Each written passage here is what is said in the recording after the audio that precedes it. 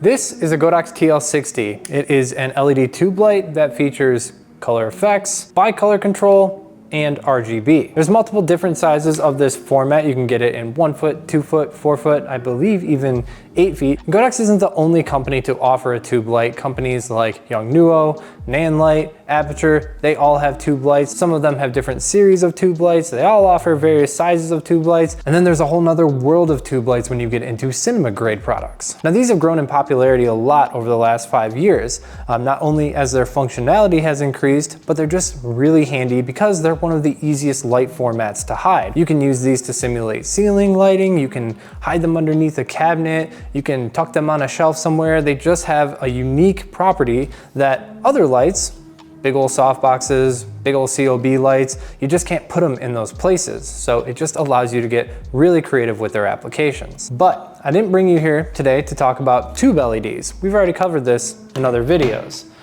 Instead, I brought you here today to talk about one of the most unique flash products that I've yet to see, and that is this new tube LED.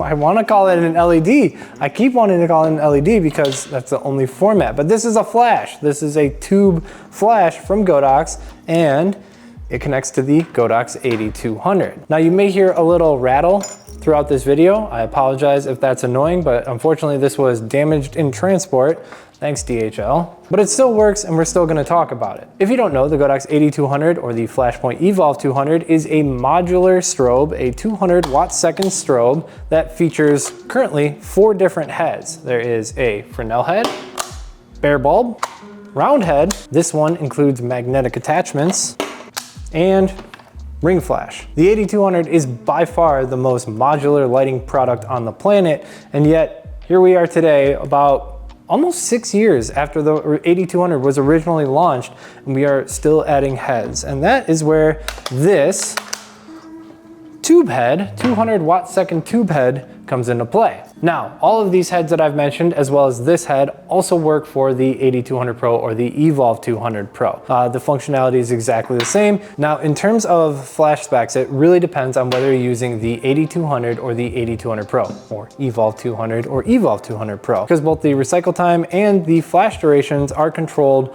by the body, not the actual head. Now, color, on the other hand, is a result of the flash tube. So the AD-200 Pro has a color stable mode, which means that if you're using this on an AD-200 Pro, you will have a greater tolerance of color, but its actual color is controlled by the flash tube. Now, this is a prototype, so I'm not gonna judge it too harshly, but it did have a 6,000 Kelvin white balance, a little bit above what we would expect at 5,600 Kelvin, and it did have a tiny bit of green tint, although not quite as significant as the ring flash does. Now, because there's glass rattling around here, I'm going to briefly close my eyes as I hit it at full power.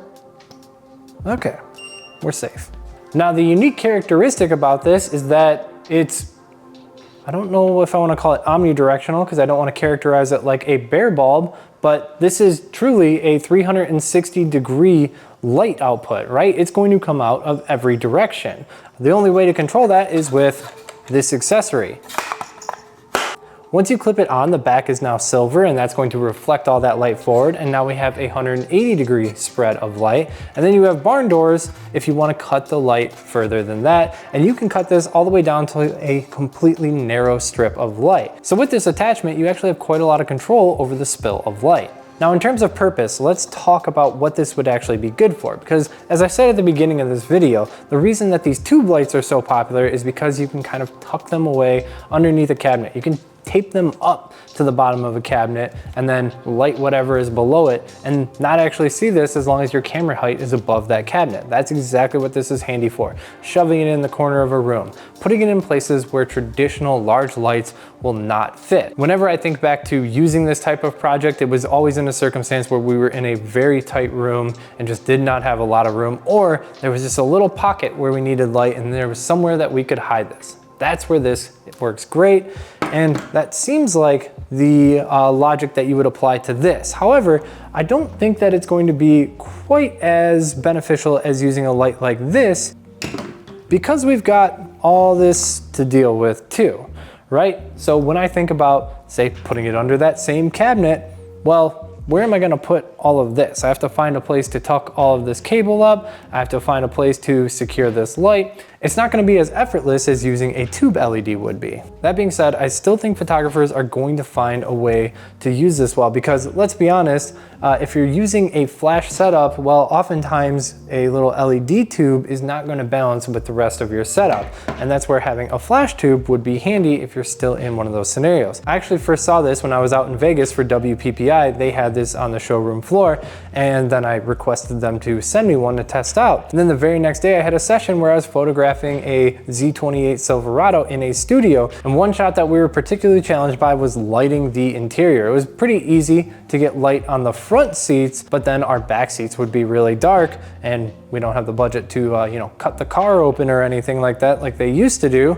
But if I would have had this and I could have slid it across the top panel and somehow fixed it in that place, I would have been happy to deal with cloning out this so that I could actually get some light on the back seat. So there are applications out there where this could be really handy. All right, there's really not much more to talk about here. There's a 1/4 thread on top. There's 1/4 threads on the bottom. So that's really your only option for mounting it. Although I think you'd have to get pretty creative with like a super clamp to fix it in a different position here. And there is a little bit of a grip on this handle, very soft and comfortable to hold if instead you're gonna have an assistant or yourself holding it as you use it. So this is definitely not something that I think every photographer needs to run out and grab, but I do think that there are gonna be photographers that go, oh, that would be perfect for X pain point that I have. And that's exactly who this is designed for. I mean, we're at the point now with Godox and with the AD-200 specifically, where we're really not designing things that are going to be applicable to all photographers. Even with the ring flash, even with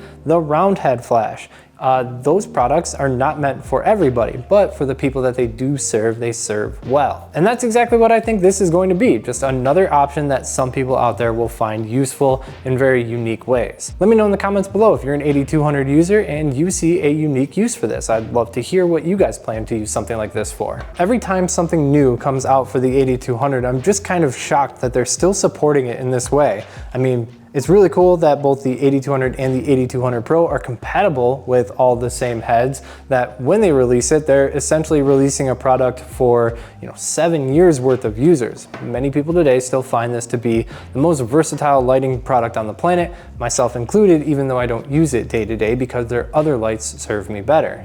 The AD-200 is really like the GTA 5 of the lighting world in that it's just been around for a pretty long time now, and they just somehow still keep finding new things to release for it to broaden its application. Now I'm going to leave you with one little thing that kind of jumped out at me about the possibility of using this, and this is something that I want to explore on a shoot with talent because I really want to see how this applies to photographing someone's face. But I'll give you a little tease here. I think that this might actually be a really interesting light source inside of a softbox because there's no light coming out of this direction, but the light will bounce entirely to the walls. So whether it's behind some diffusion or not behind diffusion at all, I just think that we might see some really cool results or really high quality lighting that doesn't really have a problem in terms of hot spots. So I really want to try this inside of a silver softbox, and that's what I'm going to do next. I will follow up with a video on that very soon. The next portrait shoot that I do in the studio, I'm gonna work this in a way. So if you guys want to see that, make sure you've got notifications on, and I'll catch you guys in the next one.